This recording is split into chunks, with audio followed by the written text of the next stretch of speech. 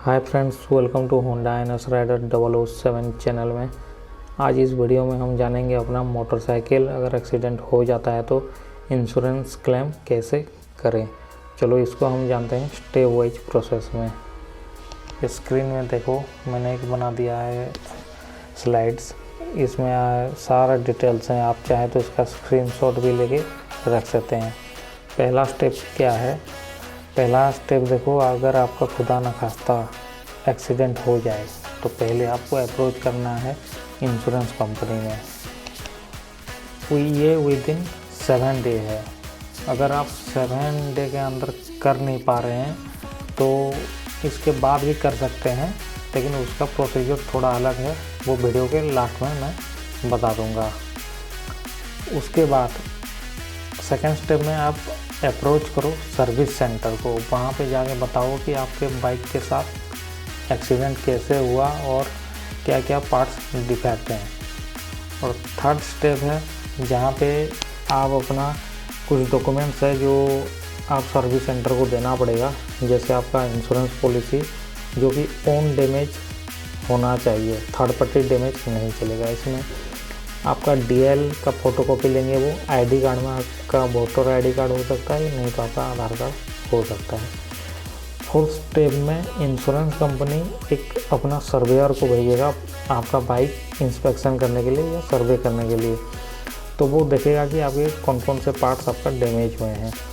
वो damage parts को fifth step पे लेके चलते हैं। यहाँ पे आपका उस पार्ट्स का बजट एस्टिमेट बनेगा कि कितने रुपए खर्चे होंगे उसमें, ठीक है। तो उसके बाद चलो 6 स्टेप में चलते हैं।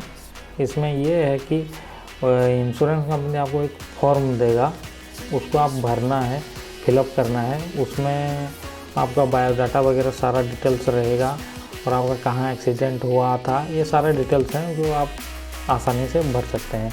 7 स्टेप ये है, जो पार्ट्स का एस्टिमेट बना है आपका, वो पहले देखा जाएगा कि वो सर्विस सेंटर में अवेलेबल है कि नहीं, और जो पार्ट्स अवेलेबल हैं वो तो सर्विस सेंटर से लग जाएगा तुरंत। अगर जैसे फ्यूल टैंक वगैरह हो गया, ये अवेलेबल नहीं रहता, तो ये डिमांड डालनी पड़ती है सर्विस सेंटर को।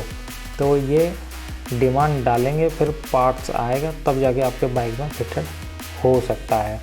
चलो 8 स्टेप पे चलते हैं। जब आपका डिमांड आ गया तब आपके बाइक पे पार्ट्स फिटेड होंगे, ठीक है।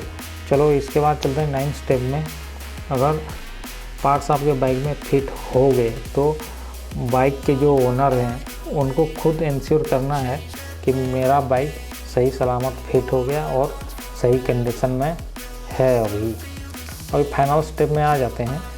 अगर आप इंश्योर खुद कर रहे हैं, मतलब बाइक ओनर की बात कर रहा हूँ, खुद अगर इंश्योर कर रहे हैं कि मेरा बाइक ठीक ठाक है, तो फिर आप इंश्योरेंस कंपनी को बोलेंगे कि मैंने अपना बाइक ठीक ठाक पाया सर्विस सेंटर से, तो वो यहाँ पे सर्विस सेंटर को पैसा रिलीज करेंगे। यहाँ पे कोई केस में ये होता है कि 10% जो है आपके खर्चे, मान लो 30,000 का 10% आपको 3,000 रुपये इनको देना पड़ेगा सर्विस सेंटर को, ठीक है। लेकिन मेरे केस में क्या हुआ था, मेरा सर्विस सेंटर में कैशलेस ट्रांजैक्शन नहीं होता, तो इसीलिए उन्होंने पेमेंट मेरे खाते में डाला था, मेरे अकाउंट में डाला था, और मैंने फिर सर्विस सेंटर को पे किया था। लेकिन इस केस में, मेरे वाले केस में, पूरा पेमेंट मेरे में आया था, मुझे कोई एक्स्ट्रा कॉस्ट देना नहीं पड़ा था। लेकिन अगर इंश्योरेंस क्लेम इनको देते हैं सर्विस सेंटर को, तो वहाँ पे आपको 10% शायद देना पड़े, तो इसके लिए पैनिक होने की ज़रूरत नहीं है। और लास्ट बात जो मैंने आपको बोला था कि 7 दिन के बाद भी अगर आप कंप्लेन कर नहीं सकते इंश्योरेंस कंपनी को किसी वजह से, तो वो एक डिले सर्टिफिकेट मांगते हैं, जिसमें आप अपने स्टेट के लैंग्वेज हिंदी या इंग्लिश में लिख सकते हैं कि किस लिए आपका क्लेम प्रोसेस करना डिले हुआ। तो उसमें कोई बड़ी बात नहीं है, वो इंश्योरेंस कंपनी अपने आप कर देता है। तो इंश्योरेंस कंपनी यहाँ पे सबसे बड़ा भूमिका निभाता है, और वो लोग ये काम को आपको अच्छे से समझाएंगे और वो अपनी तरफ से 100% देते हैं। सर्विस सेंटर से आपको बच के रहना चाहिए, क्योंकि जब पार्ट्स लगते हैं बाइक पे तब आप वहाँ पे प्रेजेंट होना चाहिए। अगर प्रेजेंट हो नहीं पा रहे तो बाद में जब आप इंस्पेक्शन करने जाओगे या खुद चेक करने जाओगे फिटिंग के टाइम पे, तो बैठ के आराम से तसल्ली से 1-2 किलोमीटर का राइड लो, कंफर्टेबल लग रहा है कि नहीं वो सारा देखिए और फिर बाइक ओके कीजिए। ये था पूरा कंप्लीट प्रोसीजर इंश्योरेंस क्लेम का। Thank you.